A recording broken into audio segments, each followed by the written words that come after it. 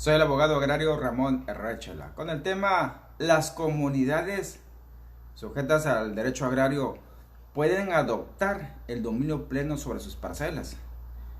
Te invito a que te inscribas en el canal Ramón Herrera de YouTube o en el grupo en Facebook Derecho Agrario.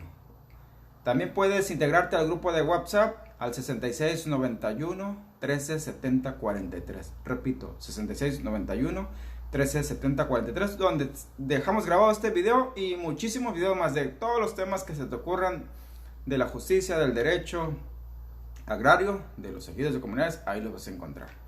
Pues bien, es hora de abordar un tema polémico. De entrada, así ya por el puro título: las comunidades pueden adoptar el dominio pleno. Y decidí abordarlo porque hay algunos colegas que para ellos es una aberración tan solo el tema. Y pues esos son los temas buenos, los que generan pues polémica, los que generan diversos puntos de vista. Porque eso, al final del día, tantos puntos de vista enriquecen al público, enriquecen al auditorio, enriquecen a este campo que está muy escaso de la exposición práctica desde un enfoque realista de esa clase de temas. Entonces, reitero el tema: la comunidad puede adoptar el dominio pleno. Remitamos a lo que dice la ley agraria, artículo 23. Serán de la competencia exclusiva de la asamblea, fracción novena, autorizar a ejidatarios para que adopten el dominio pleno sobre sus parcelas. Aquí comienza el primer problema. Algunos colegas son cerrados, es la verdad. Para ellos ahí dice literalmente ejidatarios y párale de contar. En otras palabras, no menciona comuneros y no hay por qué incluir a los comuneros. Pero si se te detienes a analizar cada una de las fracciones que aborda el artículo 23 de la ley agraria, en todas las fracciones se refiere a ejidatarios, ejidos, ejidatarios, ¿sí? Pero resulta ser que esas mismas fracciones aplican para las comunidades. Así de que no se vayan a limitar por el hecho de que nada más dice expresamente, literalmente ejido o ejidatario, y que nada más aplica eso para los ejidos y ejidatarios. No cometan ese error. ¿A qué me refiero? Lean el artículo 107 de la misma ley agraria vigente. Son aplicables a las comunidades todas las disposiciones que para los ejidos prevé esta ley, la ley agraria, así de entrada. ¿Qué más claro necesitan los que no están de acuerdo con esto?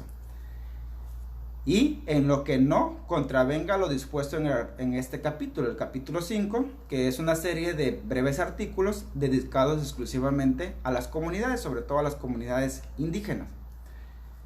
Pero si tú lees esos artículos del capítulo 5 de la ley agraria dedicada a las comunidades, ninguno de esos artículos prohíbe que una comunidad pueda adoptar el dominio pleno. No lo prohíbe de manera expresa, de manera literal, de manera limitativa. No lo prohíbe.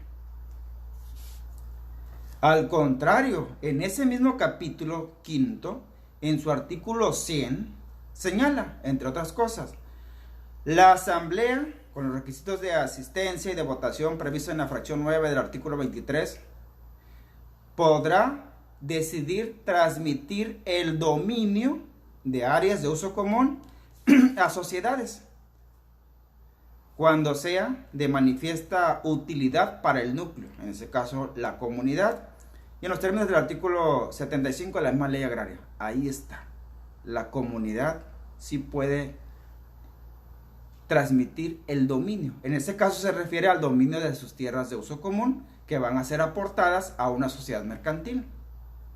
Entonces los colegas de la vieja escuela no se anden rasgando las vestiduras de oquis.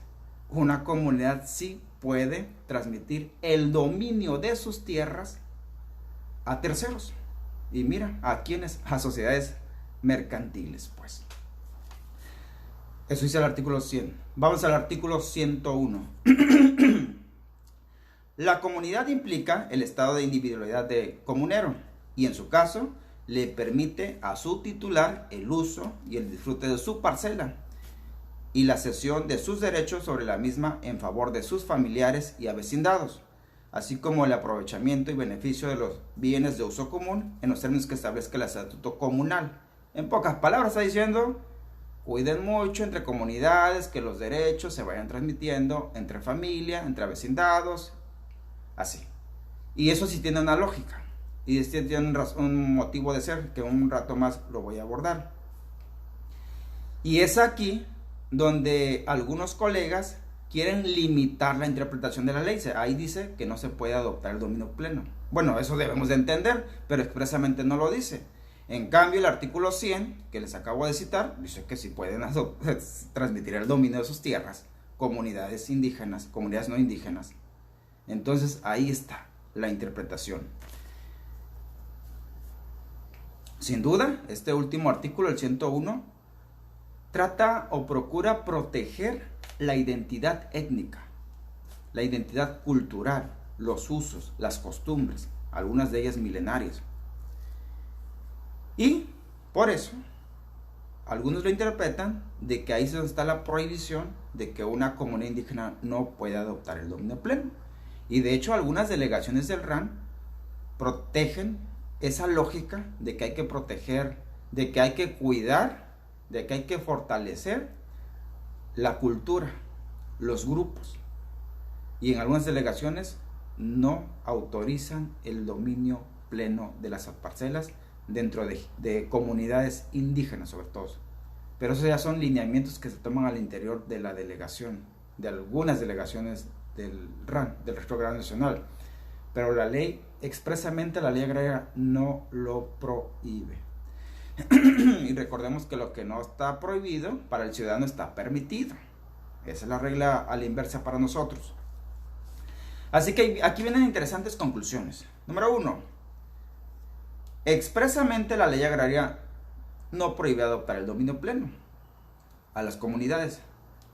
Se entiende, sobre todo en el artículo 101, que como parte de esa identidad cultural milenaria que tienen, pretenden protegerla, que se conserven en esos tiempos modernos, en esos tiempos globalizados. Pero no hay que ser tan cerrados. Son, de hecho, tiempos de apertura. Y como bien sabemos, los abogados, pues no hay regla sin excepción. Es perfectamente comprensible que, por ejemplo, en la Sierra de Oaxaca, un estado con mucha cultura, con mucha identidad étnica, una comunidad indígena no tenga el interés de que sus parcelas, que también puede tenerlas, adopten el dominio pleno para que no lleguen ahí luego gente ajena a la comunidad o terceros ajenos a la comunidad a apropiarse de sus tierras. Eso es perfectamente entendible y muy respetable, por cierto.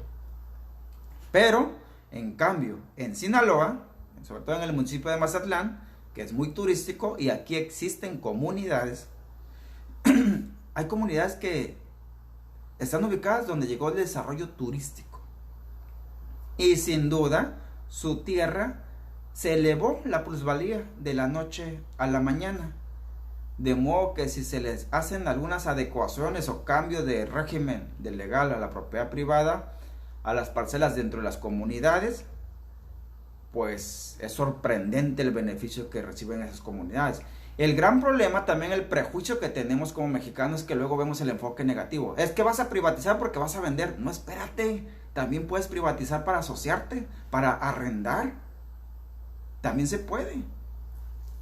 Y que conste que tengo comunidades que me consta que han generado títulos de propiedad sobre sus parcelas. Una de ellas es la comunidad de San Marcos, la comunidad de Agua Caliente, son comunidades de acá del sur de Sinaloa, donde adoptaron el dominio pleno. El RAN les aprobó en su momento y les está yendo bien, por cierto. El gran problema es de que, por ejemplo, algún colega del sur puede decir, acá en mi rancho, aquí en mi comunidad, no se autoriza. Eso es una aberración legal. Entiendo. El detalle está de que esa comunidad no representa a todo México. Esa comunidad en el sur del país no representa al México del norte, del noroeste, del suroeste, del noreste. No. Del centro del país. No la representa. Lo que ahí sucede en esa comunidad, insisto mucho, para que no me malinterpreten, es muy válido, es muy respetable, pero no significa que eso está ocurriendo en todo el país. Lo que se prohíbe ahí no significa que está prohibido en todo el país. Es más, un dato interesante. El gran problema con la ley agraria es de que hicieron un collage, mezclaron un cóctel, metieron cuestiones de los ejidos, de las comunidades, y ¿qué creen? Existen comunidades indígenas, sobre todo en el centro y en el suroeste del país. Existen comunidades indígenas. Pero también existen comunidades no indígenas. Por ejemplo, aquí en el sur de Sinaloa existen comunidades donde no hay cultura indígena, donde no hay grupos indígenas, donde no hay una etnia indígena. Y siguen siendo comunidades. Existen ejidos que en la gran mayoría no son indígenas. ¿Pero qué creen? También existen ejidos indígenas. Así que imagínense tratar de uniformar 4 tipos de personas morales, por así llamarlo, en este caso núcleos agrarios, comunidades indígenas, comunidades no indígenas, ejidos no indígenas y ejidos indígenas, y querer aplicar las mismas reglas a todo. Pues ahí está medio complicado el asunto.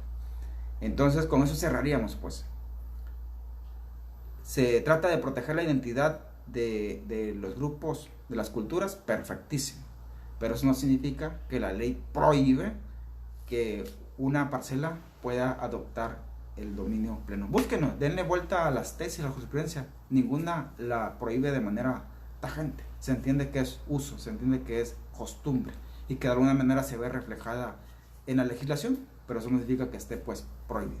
Deja tus comentarios, deja tus preguntas, deja tus saludos. Nos vemos pues en la siguiente transmisión.